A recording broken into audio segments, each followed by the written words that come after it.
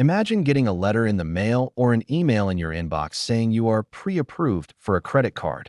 It feels exciting, right? Almost like you have already been accepted into some VIP club. But here's the twist.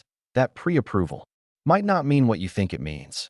And there is one small detail most people overlook, a detail that could decide whether you actually get the card or end up with a rejection and a hit to your credit score. Stick around, because by the end of this video, you will know exactly how credit card pre-approval really works and how to use it to your advantage without falling into hidden traps. Number 1. What credit card pre-approval actually means. Credit card pre-approval is when a bank or credit card company checks certain information about you, usually from a soft inquiry on your credit report, to see if you might qualify for their card. It is like when a store clerk glances at you from across the room and decides you probably look like you can afford the expensive jacket. They have not checked your wallet yet, but you seem like a possible fit. A pre-approval does not guarantee final approval. It simply means you have passed an initial screen based on partial information.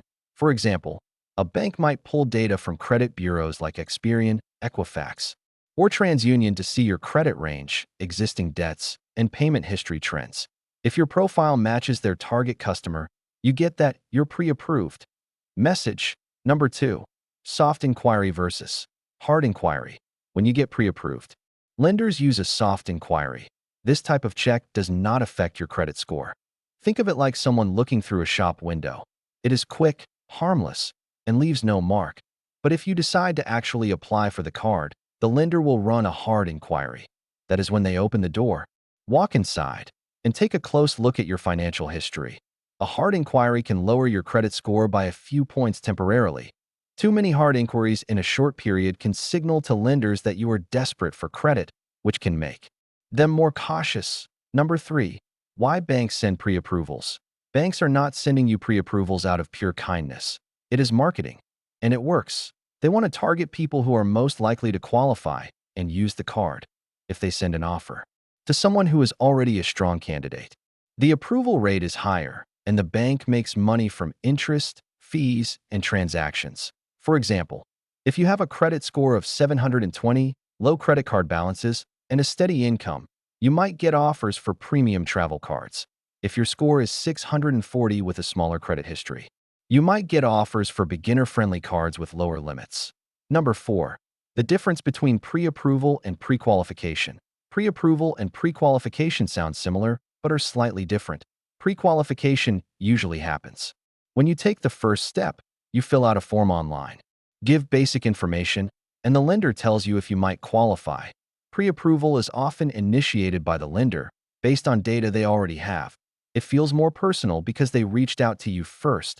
Both use soft inquiries, and both still require a final review before approval. Number 5. The trap people fall into. Here is where most people go wrong. They assume pre-approval means guaranteed approval. Imagine you get a glossy letter saying you are pre-approved for a luxury travel card with a 20,000-point bonus. You apply. But during the hard inquiry, the bank finds something new. Maybe your income is lower than they expected, or your debt-to-income ratio is too high. Suddenly, you are rejected. Now you have no card and a hard inquiry on your credit report. This is why you should always check the card's requirements before applying, even if you are pre-approved. Number 6. How lenders decide who to pre-approve. Lenders use a mix of credit bureau data, internal data, and marketing models. They might look for customers in a certain credit score range, people with certain spending habits, or even those who already have accounts with them. For example, if you already have a checking account with Bank A and you keep a good balance, they might pre-approve you for one of their rewards cards. They already trust you more because you are an existing customer. Number 7. Why your pre-approval can disappear. A pre-approval is based on the data they saw at the time of the soft inquiry. If your financial situation changes before you apply, the offer can vanish. Let's say you were pre-approved in January, but in February you lost your job or maxed out another credit card. When they do the hard inquiry in March, your profile looks different, and they might reject you. This is why timing matters. If you plan to apply, do it when your credit profile is stable and strong. Number 8. The benefits of pre-approval. Pre-approval can save you time.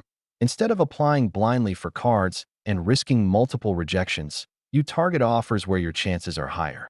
It also helps you compare cards that you are likely to qualify for, rather than wasting time on unrealistic options.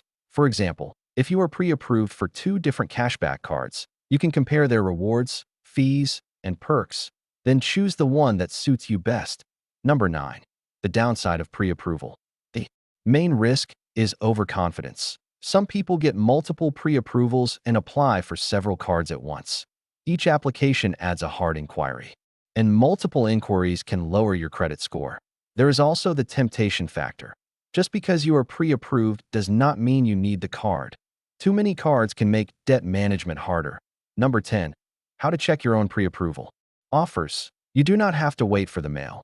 Most major banks have online tools where you can check if you are pre-approved. You simply enter basic details like your name, address, and the last 4 digits of your social security number.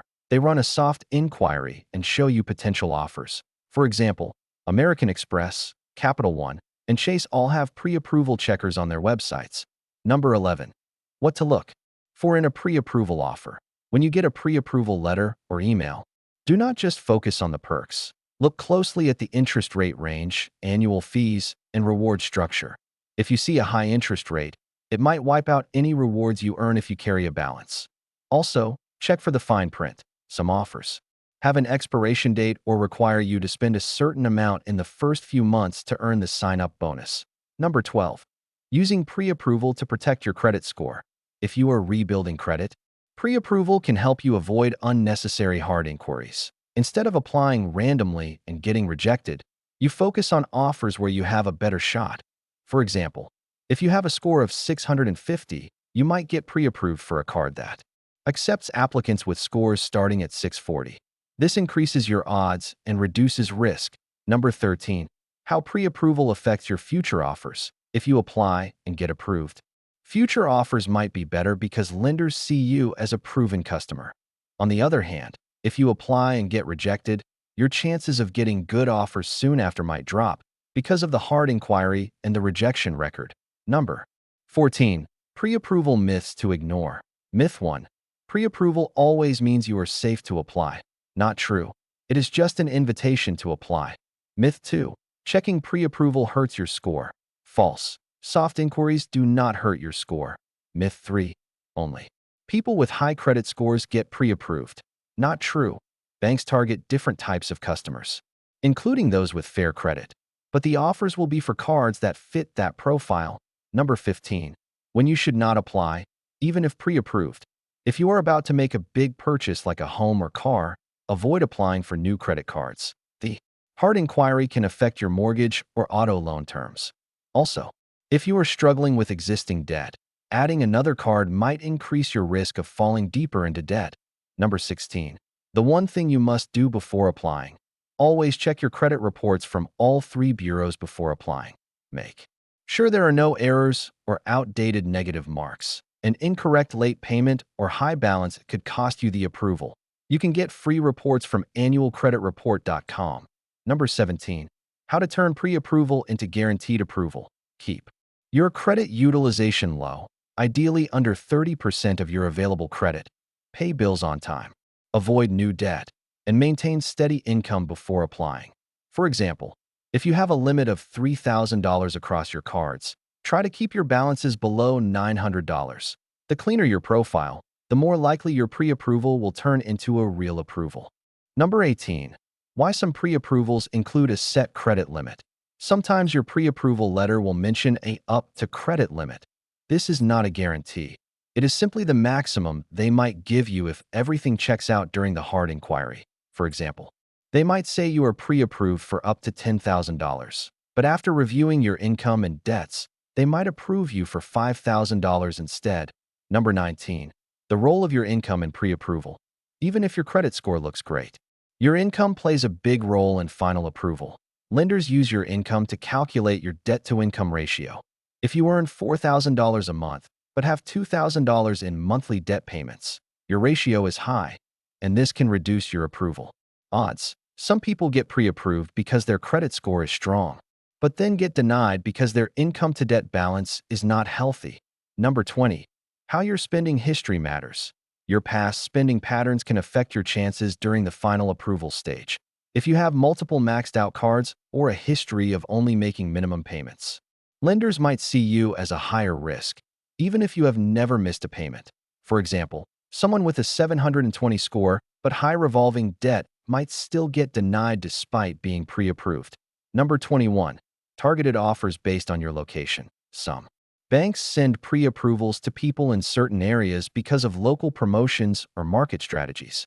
If a bank is trying to grow in a particular city, they might send more offers to residents there, even if their credit scores are average. For example, a bank launching a new rewards card in Dallas might send out thousands of pre-approvals in that region to build market share quickly. Number 22. Seasonal pre-approval campaigns. Banks often ramp up pre-approvals before big spending seasons like the holidays or summer travel months. They know people are more likely to apply when they are about to spend more. If you get a pre-approval in November with a holiday bonus offer, that is no accident. It is timed to your likely spending habits. Number 23. Why existing customers often get better pre-approvals. If you already have a bank account, loan, or card with a lender and have a good history, they are more likely to send you exclusive pre-approvals. They already have verified information about you, which reduces their risk. For example, a customer with a 5-year checking account history and no overdrafts might get a higher limit pre-approval compared to a brand new customer. Number 24. Digital versus mail pre-approvals. Pre-approvals can arrive through the mail, by email, or even inside your online banking portal. Digital offers can change quickly because they are updated in real time based on your latest data. Mail offers are often based on data that could be a few weeks old by the time you receive them. Number 25. Why your credit score range matters more than the exact number. Lenders often sort applicants into score ranges, like 660 to 699 or 700 to 749. If you are in the higher end of a range, your odds improve, but you are still judged alongside others in that bracket.